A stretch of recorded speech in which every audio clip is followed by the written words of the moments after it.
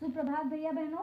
आज हम सूरदास के भ्रमर गीत को आगे की ओर बढ़ाते हुए अब तक हम लोग पढ़े कि भ्रमर गीत क्या है, भ्रमर को किस प्रकार से माध्यम बनाकर जो लिखा गया गान है उसको भ्रमर गीत कहते हैं, उद्धव जी कौन थे। अब हम देखते हैं कि भ्रमर गीत के पहले पद की ओर आगे बढ़ते हैं कि पहले पद में गोपियों ने उद्धव जी से अपने कौन से वाक चातुर्य को स्पष्ट किया है।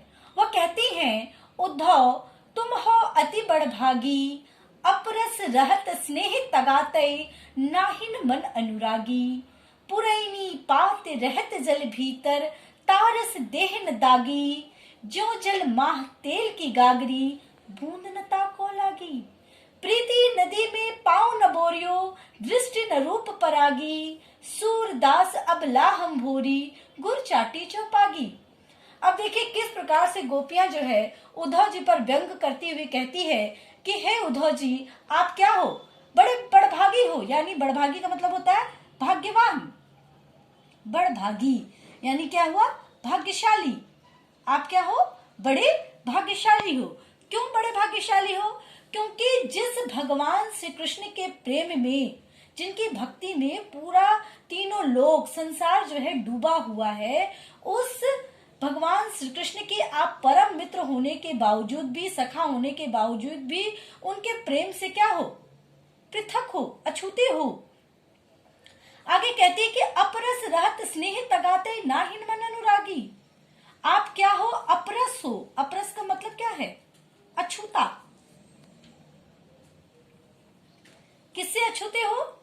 जिसके भक्ति में तीनों लोक जो है वो पूरी तरह से डूबा हुआ है, उनके आप परम मित्र हो, फिर भी अपरस रहत स्नेह तगाते, आप उनसे क्या हो, स्नेह रूपी धागे से, स्नेह रूपी बंधन से पूरी तरह से अछूते हो। और न आपका मन जो है भगवान श्री कृष्ण के प्रेम में डूबा हुआ भी नहीं है, यानी आप उनके प्रेम से क्या हो, बिल्कुल विरक्त हो।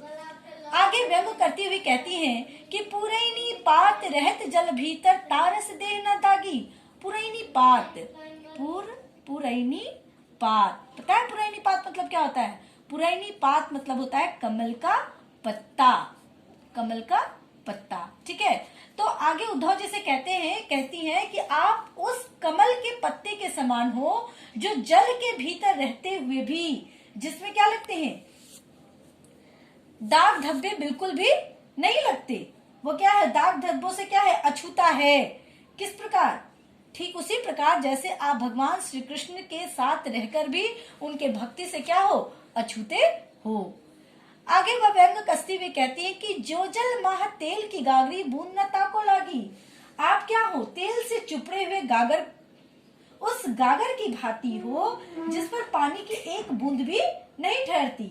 उसी प्रकार उद्धव पर श्री कृष्ण के प्रेम का क्या हुआ है, कोई असर नहीं हुआ है। आगे कहती हैं कि प्रीति नदी में पाँव न बोरियो, दृष्टि न रूप परागी। आप क्या है कि आप जो है प्रीति नदी यानी प्रेम रूपी नदी। उद्धव जी को कहती है कि आपने कभी प्रेम की नदी में पाँव भी नहीं रखा, आपने कभी प्रेम रूपी नदी में पाँव भी नहीं रखा, और ना ही आपकी दृष्टि कभी कृष्ण के रूप सौंदर्य पर पड़ी है, मुग्ध हुई है। ठीक है, सूरदास अब ला हम भौरी, गुर चाटी जो पागी। आगे कहती है कि हम तो अबला हैं, हम गोपियां क्या हैं, अबला हैं, जो श्री कृष्ण के प्रेम में इस प्रकार लिपट गई हैं जैसे गुड़ के साथ चींटियां क्या हो जाती हैं, लिपट जाती हैं। अब आगे देखिए कि जब हम कोई भी भावार्थ को पढ़ते हैं तो भावार्थ में दो पक्ष होते हैं, एक भाव पक्ष होते हैं और दूसरा क्या होता है, कला पक्ष, जो मैंने आप लोगों को पहले भी बताया है। भाव पक्ष क्या हो गया, इनका सामान्य अर्थ और विशेष अर्थ जो कवि जो है हमसे कहना चाहते हैं। और कला पक्ष क्या हो गया, इनकी जो व्याकरण संबंधी जो बातें हैं, जो इनकी कलागत विशेषताएं हैं, तो कलागत विशेषताओं में क्या आ जाएगा, अलंकार आ जाएगा, रस आ जाएगा। तो देखिए जैसे भाव पक्ष है, तो भाव पक्ष क्या हो गया, इसका सामान्य अर्थ क्या हो गया कि हे उद्धव आप बड़े भाग्यशाली हो। क्यों भाग्यशाली हो? क्योंकि जिस भगवान श्री कृष्ण के प्रेम में सारा संसार डूबा हुआ है, उस भगवान श्री कृष्ण के साथ रहकर भी आप उनके प्रेम रूपी बंधन से बिल्कुल क्या हो, अछूते हो। फिर उन पर व्यंग करते हुए कहते हैं कि आप आप उस कमल के पत्ते के समान हो जो जल के भीतर रहते हुए भी जिसमें दाग धब्बे बिल्कुल भी नहीं लगते। आप उस तेल से चुपड़े हुए गागर की भांति हो जिसमें पानी की एक बूंद भी नहीं ठहरती। जिस प्रकार उद्धव जो है उद्धव पर कृष्ण के प्रेम का कोई असर नहीं होता है।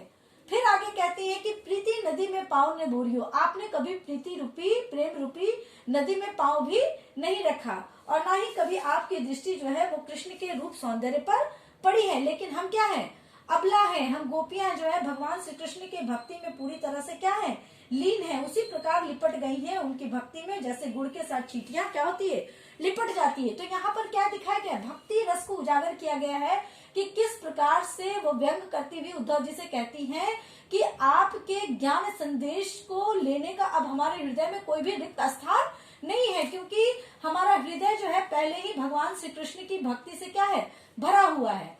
ये हो गया इसका भाव पक्ष। कला पक्ष में हम क्या लिखेंगे, तो कला पक्ष में लिखेंगे उनकी अलंकृति अलंकार। अलंकार का क्या अर्थ होता है कि जिस प्रकार से नारी जो है अपने सौंदर्य को बढ़ाने के लिए क्या प्रयोग करती है, आभूषणों का प्रयोग करती है, उसी प्रकार कवि जो है अपने काव्य की सुंदरता को बढ़ाने के लिए क्या करते हैं, अलंकारों का प्रयोग करते हैं, रस का प्रयोग करते हैं। तो यहाँ पर देखिए कि किस प्रकार से अलंकार का प्रयोग किया गया है। तो यहाँ पर हम लोग देखते हैं पुरैनी पात। पुरैनी पात, पुरैनी पात में क्या है, अनुप्रास अलंकार है। कौन सा अलंकार है, अनुप्रास अलंकार। अनुप्रास अलंकार क्या क्यों होता है, जब वर्णों की आवृत्ति होती है तो वहां पर क्या होता है, अनुप्रास अलंकार होता है, ठीक है। और दूसरा देखिए प्रीति नदी। प्रीति नदी, प्रीति नदी में क्या है, रूपक अलंकार है, प्रीति नदी। और कहां पर, स्नेह तगा। प्रीति नदी क्या है, प्रेम रूपी नदी।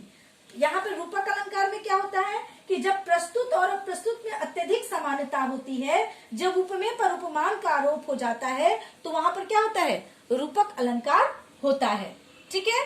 उपमा अलंकार और रूपक अलंकार में यही अंतर है कि उपमा में तुलना होती है और रूपक अलंकार में क्या होता है, उपमेय पर उपमान का क्या हो जाता है, आरोप हो जाता है।